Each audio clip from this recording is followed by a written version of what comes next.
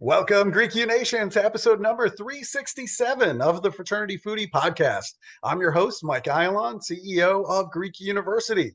I'm a speaker and an author. Our third book is called From Letters to Leaders, Leveraging Your Fraternity or Sorority Experience to Land Your Dream Job. So go and pick up that book today on Amazon. We call these episodes the Fraternity Foodie Podcast because there is nothing like great food to bring fraternity and sorority leaders together. Fun fact, I spent many years working with the students at Cornell University, and they are some of the brightest and the best minds in the country. And I had so much fun working with those students. I have to tell you, that really kind of kick-started Greek University because I started thinking, what if we could get similar results with college students all over the country? And that was really kind of the first moment that I saw that Greek University could be a much larger thing than just a few universities in the Northeast. And to tell us a little bit more about Cornell is our next guest.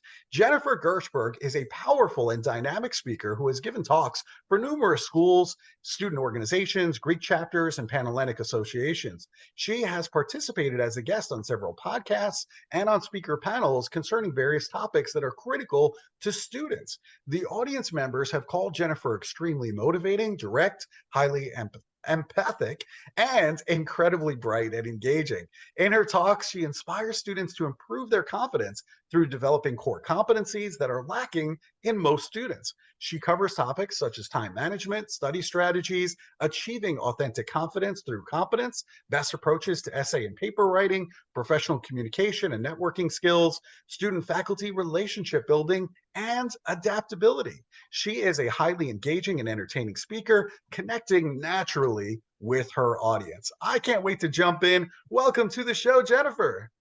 Thank you so much for having me. It's great to be here. It's an honor. It is an honor to have you on the show today. Thank you so much for being here. My pleasure. Excellent. So let's talk a little bit about your undergraduate experience because you just happen to be at one of my favorite campuses. You decided on Cornell University in Ithaca, New York for your undergraduate experience. And I'm sure you had many choices when it came to which school you were going to go to. So our audience is wondering, why did you decide on Cornell?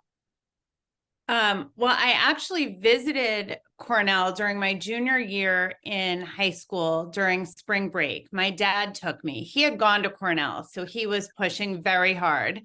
My mom had gone to a different school and was pushing very hard for hers. So he took me alone. I think he didn't want her there, like tainting my decision-making process at all. So he and I went during my spring break, which also happened to be Cornell's spring break. And it's not a great time in general to visit a school when it's not in session, because you don't really get a good sense of the vibe. But regardless, I just fell in love with it. And it's funny, they had just had Dragon Day. I don't know if you're familiar with Dragon Day.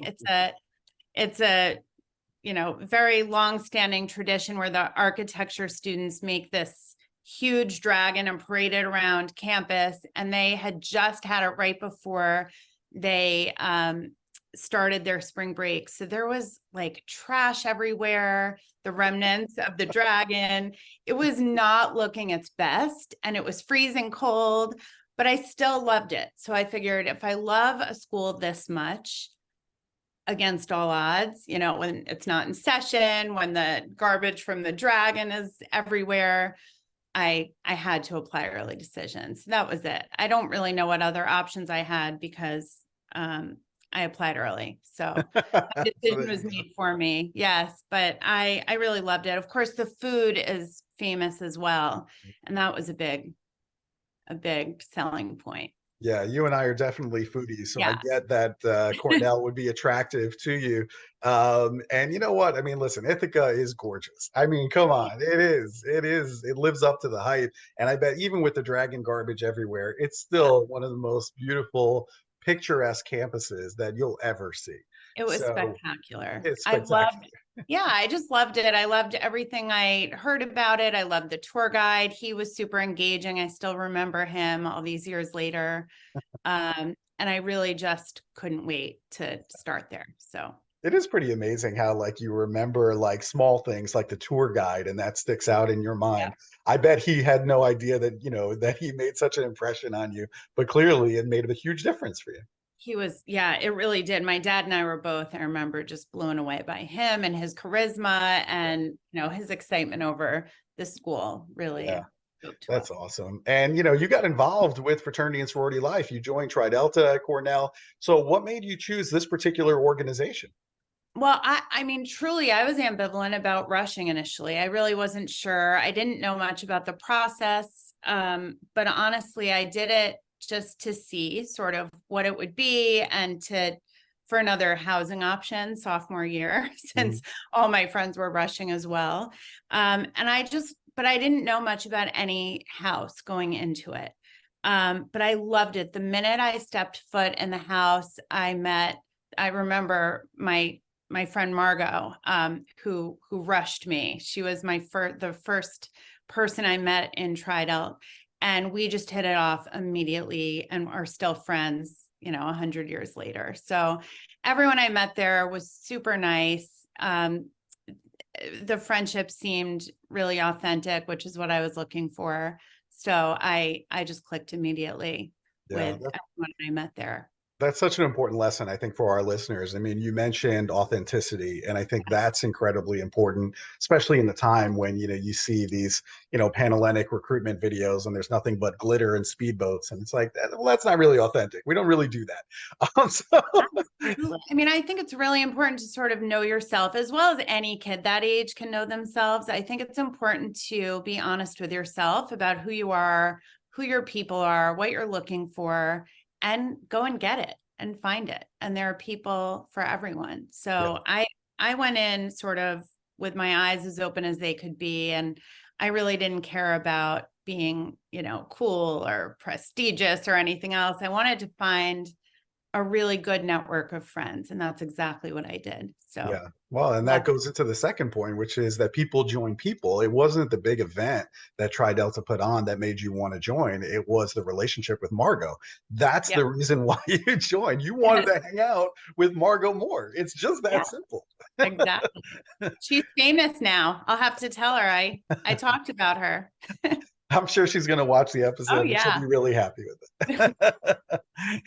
So, after graduation, you decided to attend the George Washington University Law School. So, I'm wondering what made you decide on law school as the next step in your career? I don't have a great answer for this. I mean, my answer is I was an English major at Cornell, so I sort of had to go to law school because I wasn't really, but it worked out really well, I will say. I mean, I knew law school, it was always sort of in my head as a very plausible option. I loved reading, research, writing, strategy, connecting with people. So I knew all of that would go into law. I knew I'd become a very good advocate through law school, which is always an important thing, whether you're self-advocating or doing so for someone else. So that's what drew me to law school. I knew that it would be a very good degree to have. I knew I would develop skills that would be transferable to anything else I chose to do. So I felt very comfortable in that decision. Yeah. I mean, listen, that's a big investment. There's no question about it in terms of your time and resources and everything else. But clearly it worked out. I mean, you started teaching business law and business ethics to thousands of students at the University of Maryland's Robert H. Smith School of Business. You earned several awards for teaching excellence. So there you go. And we certainly try to teach ethical behavior within our fraternity and sorority communities. But I want to hear from you. I mean, why do you feel that ethics is so critical in the business world today? So no matter how you look at it, ethics leads to results. Businesses that behave ethically, that do the right thing, that act with integrity, perform better. They are more profitable over the long term. They engender trust in clients, in customers, in vendors, in, collaborators. Without honesty, without good ethics, businesses fold and disasters happen. So even if businesses don't care so much about what feels like the right thing to do innately, they're driven by profit motivation.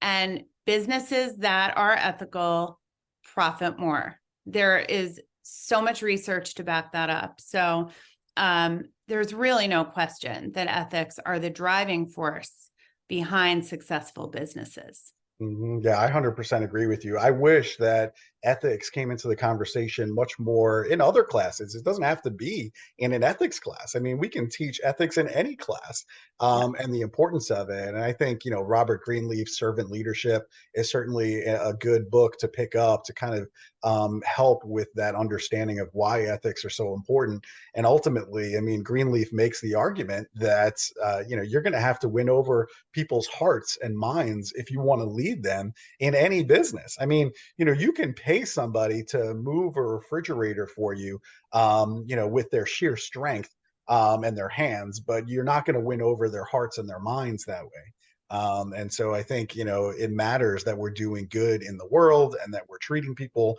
the right way in order to get people to follow us, quite. that's exactly right. Yeah. All right. Well, I like that answer. I think that's really good. Now, I get the sense that you built some really good relationships with your professors at Cornell and certainly at law school as well. And our students who are listening to you right now, they need to understand how they can develop meaningful relationships with their professors today. So, what's your advice to them? Yeah, no, this is so important. Two of my professors from Cornell actually attended my wedding. So it's really, it's nice to have that relationship. It's pretty unusual. Okay, so I teach students a few things in terms of connecting well with professors. First of all, I want them to buy in. It really is important. You didn't ask me why it's important, but I just want to say 2 seconds on this. It's very important. I mean, professors are part of students' networks. They're part of your professional network. Many worked in the real world before entering academia. They have contacts. They work very hard to help students they like. And of course, letters of recommendation. So there's no question it behooves students to develop good relationships with their professors. How to do this? I sort of look at it as coming down to three things. So professional communication, a lot of students now are more used to communicating via social media or text, where it's abbreviated, it's far too casual. They, communicate through emoji, and I totally get it. There's a time and a place, not with professors. So they can definitely set themselves apart by treating their correspondence with professors as professional communications, because that's exactly what they are. So that's number one. Number two, behaving appropriately in class, which sounds so basic, but it's like a basic thing that a lot of students haven't figured out. So putting away your phones, arriving on time, participating reasonably, basic things, introducing yourself the first day of class, after class, going up, shaking the professor's hand. That's still done in this post-COVID era. But really just saying, I'm so-and-so, it's so good to meet you. I'm really looking forward to your class. Even if it isn't true, just say it. They're not going to know you're lying. It gives a great first impression. That's one of the few lies that's acceptable, and maybe you actually will enjoy it. So just kind of, making a good first impression and then maintaining it through appropriate classroom etiquette. And then third, what really makes people stand out is coming to office hours for reasons other than complaining about a grade. So it's okay to question a grade, like, nicely, but you want to go for other reasons. You want to go and ask advice, ask questions. Ask them, professors tend to love to talk about themselves, sort of a little inside secret I can give. So capitalize on that. Say, what advice do you have for me in this position? Here's what I'm interested in. What do you recommend? What courses should I take? how did you arrive in academia? Tell me about the research you do, because most professors do research as well as teach. These are things that will sort of help students get to that deeper connection and a deeper level with their professors and really stand out among the masses. So I would say those three things. And then, of course, read the syllabus and don't ask questions that are answered on the syllabus, because that drives everyone crazy. Right. Absolutely brilliant answer. I absolutely love that. And I'll tell you, as somebody who also went to grad school and is now in a doctorate program, I'll tell you that the professors learn a lot from the students too. So Oh, yeah. understand that this is like a symbiotic relationship. It's not like a one-way relationship. And I think by you getting to know them, introducing yourself, coming to their office hours just to say hi without arguing about a grade, like these are the types of moments that I think can really solidify that relationship. And I think Jennifer's point about, basically having them give you advice about a particular situation that you're struggling with, this is great advice, not only for your professors, I just think in life in general. If you want people to really be engaged with you and really like you and leave with a really good impression, ask them for advice about something, because they're going to walk away from that conversation saying, you know what, Jennifer just asked me for advice about a situation. I think Jennifer is really smart. Yes. They come away with that impression because you asked them for advice, so they instinctively think that you're a really smart person. And they're invested then in your success. I mean, Absolutely. if they're spending time giving advice and mentoring, they're rooting for you, and they Right. just naturally become more invested. So it's so important. Really, really good advice. I like that. And you're also really good at time management. I know, you came to this interview 10 minutes early, you were ready to go. So what advice do you have for our busy student leaders who are listening right now in terms of time management while they're in college? Yeah, I'm actually obsessed with time management because I think there's such a correlation between time management and mental health. Honestly, I think so much anxiety could be alleviated with better time management. So I'm very big on this. And I think it always starts with good planning. So I recommend students that they sit down at least weekly. I like Sunday nights, but it depends. But sometime before your week starts, and with a calendar, preferably a hard copy calendar, Mhm. and look at what you have that week. Look at all of your commitments, your classes, your jobs, your internships, your chapter meetings, your social events, and write it all down. And then figure out the studying you're going to do. And specifically, it's important to be as specific as possible. You don't want to say, oh, I'll study for history on Tuesday. You want to say, here's what I'm going to do on Tuesday. I'm going to read chapter 11 in history. I'm going to make note cards for my midterm exam coming up on the following.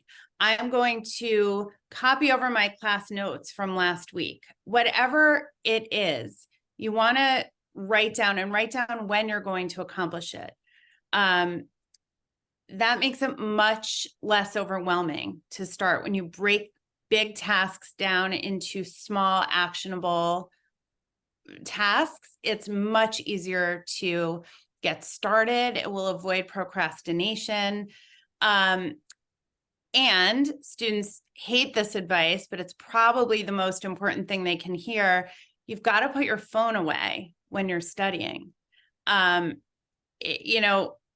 It just makes everything take so much longer. The constant group chat messages and social media and TikTok and all of those things create real havoc. It's really hard to focus, and your attention span goes nowhere good when you have all of these electronic distractions. So to sit down and say, okay, I'm going to study, I'm going to do X for 45 minutes and then take a 15-minute break and scroll your social media and respond to your messages and do whatever. And so you're putting in boundaries, you're putting in structure into your schedule, and you're in the driver's seat. And it really creates a much calmer, more empowered sort of approach to your day. And it really, it's very helpful. That's great advice. You're absolutely right. Social media is designed to break all of your, Oh, good habits and turn them into something worse. And, I will tell you this, it's not just lip service. I completely agree with you talking about putting yeah, together a calendar in yeah, writing. I'm For those here. watching on video, Yeah. Jennifer and I are showing our written calendars of what's going on every single day. I've been doing this since college and it just carried over into my professional world. I still do it by hand. People are like, oh, you have a calendar on your phone, you have a calendar on Outlook. All of that is true. But there's something about pen to paper, like in terms of a commitment, in terms of being able to recall what it is that you need to do today. There's Yeah, something about it that just works magic. And I just it don't does. get the same response when I program it into my online calendar. I just don't get the same feeling. I So mean, you realize we're both reflecting our advanced age now, that's but okay. I'm okay with that. but it works. So I say embrace it. Embrace it. I mean, I'm totally okay with telling people how Yeah, old I am. I just want yeah, to impart wisdom to say this actually works, it and does. here's proof positive that it actually works and that you can carry it on into your professional career. So And I hope just they take it. I mean, that's for all we your can do. life, things only get busier after college. Yeah. I mean, truly. Take it So from Jennifer and I. Things only get crazier, not easier. crazy. Yes, So constant. I love it. I love it. Now, the other thing I want to talk to you about too, which I think is really important for our student listeners, because Gen Z is hyper focused on their jobs and their careers. So, what should our student listeners be looking for in terms of internships and professional opportunities while they're still in college? So I always advise students to really think about whatever opportunities they're looking for or pursuing, to think about them in terms of skills. What skills will they develop through those opportunities? The actual job doesn't matter as much as what they will learn from it. So it takes a little bit of the pressure off in a sense. It doesn't, they're going to learn from any job, hopefully, from any internship. So really, they want to think about what skills they're looking to build, what connections they're looking to forge with others in terms of their network, and go from there. I would say the skills and the connections are the absolute most important factors that they should be thinking about when they look for a job or internship. Excellent focus. Now, you're as a member of Tridelta, I think you understand the different jobs that are happening within a sorority. How do we take the fraternity and sorority experience and then make that translate on a resume for the professional world? We look at the fraternity or sorority as the business that it is. It is actually a huge organization. So when you're in a Greek chapter, and particularly if you hold a leadership position, or even if you're just involved generally, you are developing a number of skills. You're working with many different people who have very different personalities. You're dealing with a budget. You are addressing problems. You are dealing with sort of external constraints and internal ambitions. And you're managing a lot of different voices and goals all at once. So you're doing exactly what businesses do every day. So when you start to think about it, not necessarily as just a social experience, but as a business of which you are a vital part, it's much easier to leverage your Greek involvement professionally, because you can write about your experience on your resume as you would business experience, because that is ultimately what you're doing. Does that make sense? It makes total sense to me. I think that's a really good way to look at it. For some reason, I don't know. I mean, the college students, sometimes they leave off the fraternity and sorority experience Yeah. completely, maybe because of, whatever negative stereotypes that are out there about fraternity and sorority membership. But I would take the opposite position. I would say, you're missing a huge opportunity by, number one, not saying that you're in a fraternity or sorority, but even more importantly, give me the data, quantify for me what you did for Tridelta and what Yep. your impact was. Don't just tell me you were secretary at Tridelta or you were treasurer at Tridelta. That doesn't tell me anything. Quantify for me what your impact was at Tridelta, and then as CEO, I can then figure out how you're going to help my company move forward. Absolutely. And it really is relevant. It's kind of funny. I mean, when I was in Tridelt, I was academic development chair, which is funny because then I ended up being a college professor and dealing with a lot of the same issues. So it really does sort of go with you to the extent you want it to.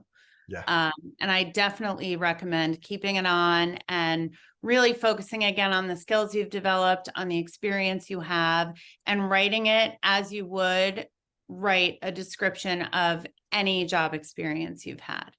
Well said. I like that a lot. All right. Now, I know that we both like really good food. So we have that in common. So the next time that I find myself in the Bethesda, Maryland area, I need you to tell me where I need to go to get a great meal. So it depends what you like. If you are a sushi lover, as Sure. we are, Yeah. Sushi Co. for sure. Sushi Co. is in Chevy Chase. It's the next town over, but it's like 10 minutes. It's really It's close. easy. Yeah. Best sushi ever. We love Black Market Bistro. For date night, I would say Persimmon is really great. We go there when we want to get away from our kids. Not that that ever happens if they're listening. Never. No, never. Not even once.